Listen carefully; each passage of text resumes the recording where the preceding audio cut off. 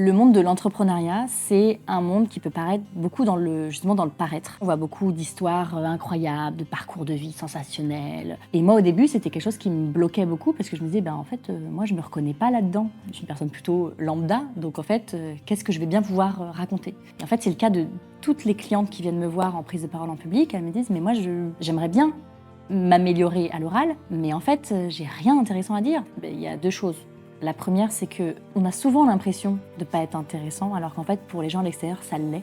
Chaque histoire est unique, quoi. Donc chaque histoire vaut la peine d'être racontée. Le deuxième point, c'est de se dire, on n'a pas besoin d'histoires sensationnelles et incroyables, parce que finalement, c'est pas de ces histoires-là dont on se sent les plus proches. Les histoires dont on se sent les plus proches et qui nous touchent le plus, c'est les histoires qui nous ressemblent, tant que ça ne devient pas un journal intime. L'idée, ça va être de toujours raccrocher notre histoire personnelle à notre entreprise, au message qu'on a envie de partager, mais quelque chose avec de la consistance, quoi.